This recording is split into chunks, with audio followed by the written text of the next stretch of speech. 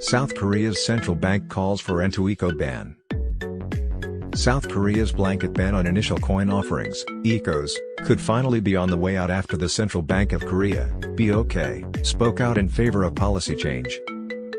The ban was first put into place in late 2017 as crypto fever took hold in the country and the government responded with a series of hardline measures. But the ban, many big businesses claim, has hamstrung many conglomerates who want to launch crypto assets as part of their future-focused business expansion plans. Since the ban was put in place, the likes of Kakao and the Hyundai Group have had to launch coins via overseas affiliates, in locations such as Switzerland and Singapore. But firms are itching to release coins through domestic channels. And President Yoon Suk-yeol, who took power in May, has indicated that he is prepared to finally lift the ban. Companies, such as the savings provider OK Financial Group and the SK affiliate SK Square, have already announced their own intentions to launch coins, with many others keen to follow suit.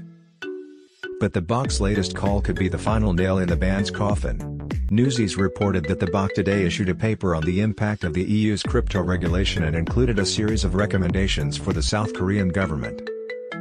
In the paper, the BOK explained that any new crypto-specific legislation should institutionally permit the issuance of new domestic crypto assets, although it did warn that all ICOs should be subject to regulatory scrutiny.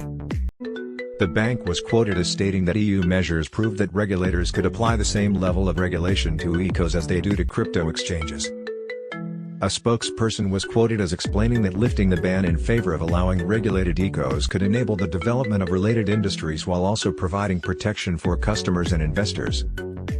The same paper also made note of the need to adopt markets in crypto assets, MiCA-level regulations for stablecoins, and added that forthcoming crypto legislation would not cover any central bank digital currency, CBDC-related matters.